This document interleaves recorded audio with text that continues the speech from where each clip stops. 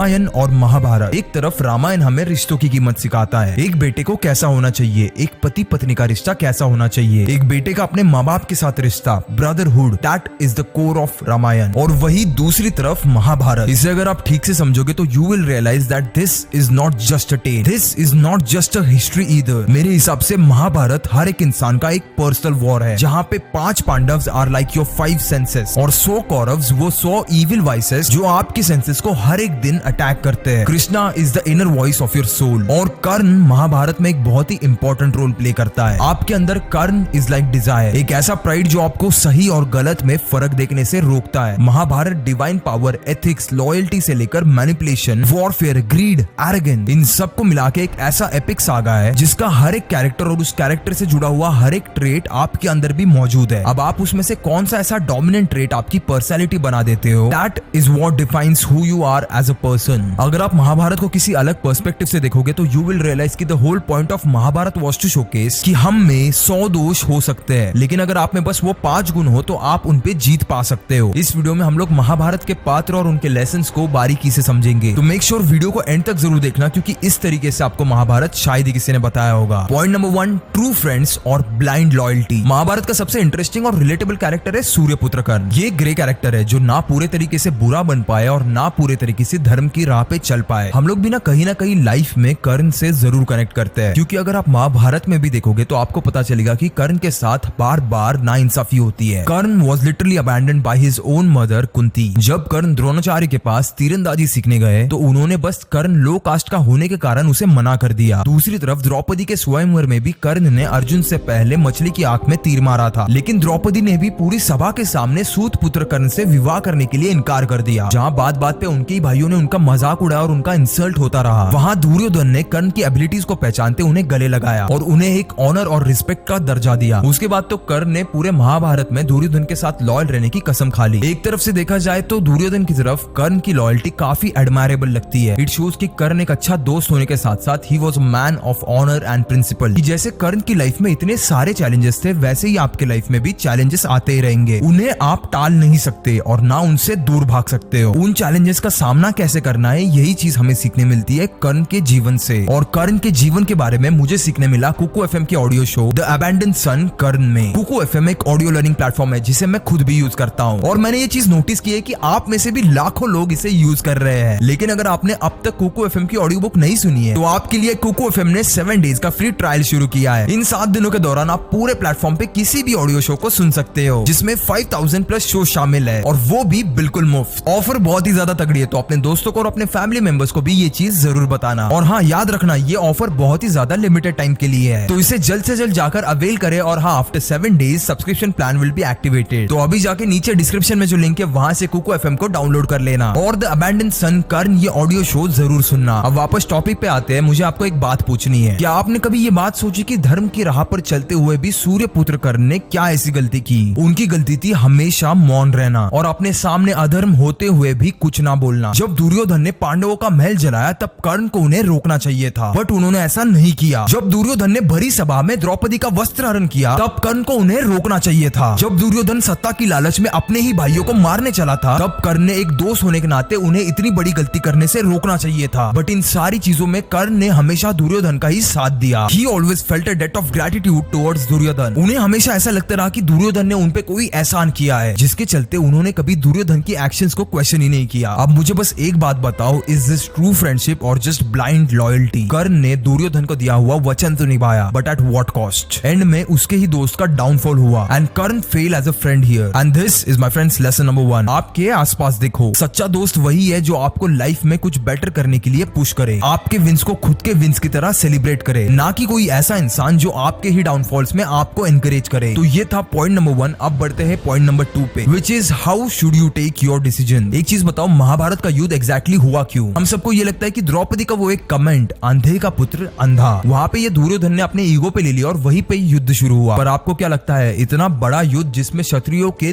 3 generations नष्ट हो गए, क्या वो सिर्फ ये एक कमेंट के लिए हो सकता है? एक टाइम पे पांडवों ने 13 वर्ष का वनवास भी पूरा कर लिया था, और तो और वनवास पूरा होने के बाद उन्हें इंद्रप्रस्थ की सत्ता पाने की लालच भी नहीं थी। पांडवों ने सिर्फ 5 गांव मांगे थे जिनसे उनकी रोजी रोटी चले। पर दुर्योधन यहाँ पे कहता है, एक सुई के टोक जितनी भी जमीन नहीं दूंगा। ये पूरा खेल हुआ दुर्योधन के अहंकार अहंकार और क्रोध के कारण। इससे आपको क्या समझ आता है? हम कोई भी डिसीजन जब ego, jealousy, anger, greed, even extreme attachment ऐसी भावनाओं के साथ लेते हैं तो ultimately it is going to fail. यहाँ अच्छे बुरे की बात नहीं हो रही है, कुछ गुण तो दुर्योधन में भी अच्छे थे, पर पांडवों और कौरवों में फर्क क्या था? दुर्योधन ने अपने सारे निर्णय हमेशा एक्सट्रीम ईगो और ग्रीड में आके लिए। कृष्ण अर्जुन को एक कन्वर्सेशन में बताते हैं कि डिसीजन लेते वक्त हमेशा अपने मन को संयम में रखो। अर्जुन पूछता है ये कैसे करे? चंचल ही मनः कृष्ण, यानी मन तो चंचल है, वायु यानी हवा पकड़ने जैसा मुश्किल कार्य है, कैसे उसे काबू में रखे? तो वहीं पे कृष्ण वहाँ पे जवाब देते हैं अभ्यासेन अभ्यास, वैराग्येन वैराग्य, यानी प्रैक्टिस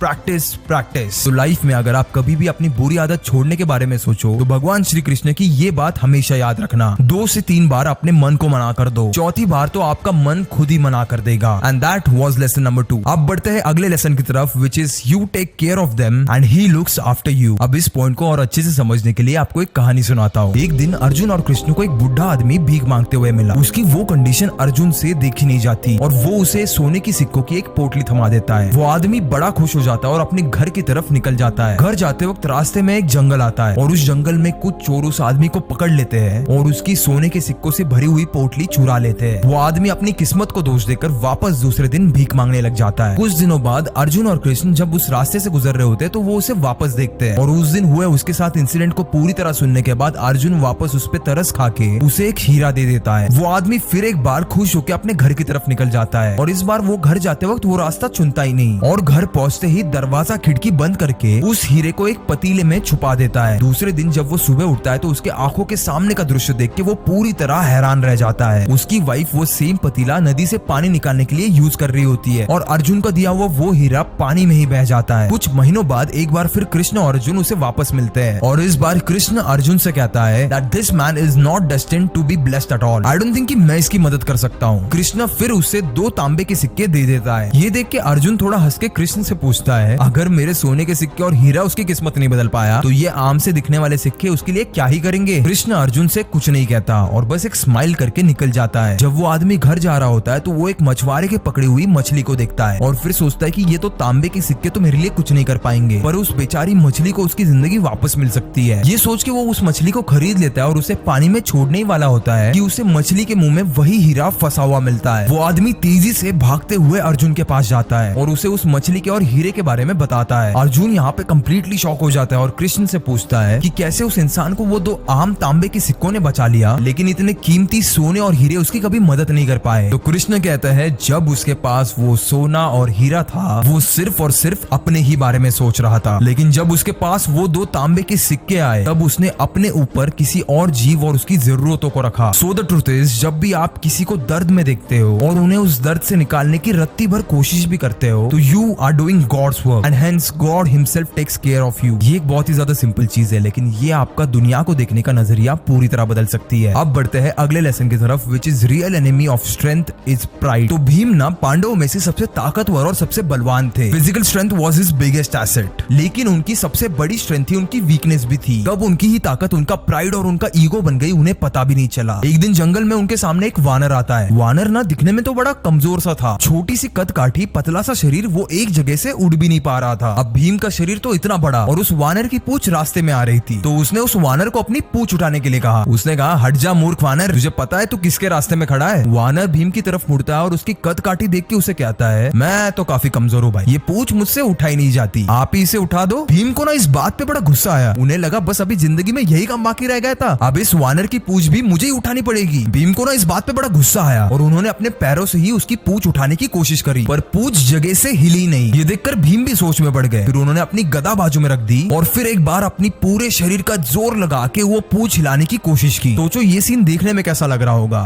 कड़ी धूप में एक हट्टा कट्टा इंसान एक वानर की पूंछ हिलाने की कोशिश कर रहा है और उससे हिल भी नहीं रही। अपना पूरा जोर लगाने के बाद भी भीम से वो पूंछ हिली नहीं। फिर ना भाई भीम को एक चीज क्लिक हुई। भीम ने ना अपने हाथ जोड़े और वो ये समझ गए कि ये कोई साधारण सा वानर नहीं है, ये तो साक्षात हनुमान जी है। तब ये देखकर हनुमान जी अपना असली रूप धारण करते हैं और भीम को ये समझाते हैं कि स्ट्रेंथ तो हर किसी के पास होती है, पर जिस मोमेंट पे हम उस स्ट्रेंथ पे अपनी ताकत पे गर्व करने लगते हैं वो शक्ति ही तुम्हारी कमजोरी बन जाती है। और हम इंसान भी ना भीम से कुछ कम नहीं है। We take a lot of pride in what we have created as human, पर हमें एक चीज समझनी पड़ेगी कि इस नेचर से, इस ब्रह्मांड से तो हम बड़े नहीं है, बल्कि उसके आगे तो काफी छोटे हैं। हम लोग नेचर से ऊपर नहीं है, बल्कि उसका एक छोटा सा पार्ट है। So these were the 4 lessons that you should never forget from Mahabharata. इस वीडियो को ना मैंने काफी अलग तरीके से अप्रोच किया है ताकि आपको और अच्छे से समझ में आए। तो अगर आपको ये वीडियो पसंद आई तो प्लीज एक बार कमेंट में मुझे जरूर बताना और मैं इस सीरीज को कंटिन्यू रखूंगा। और हाँ, कमेंट्स में ये भी बताना कि आपका सबसे फेवरेट पार्ट कौन सा था। मैं खुद इस सीरीज को कंटिन्यू करना चाहता हूँ विद रामायण।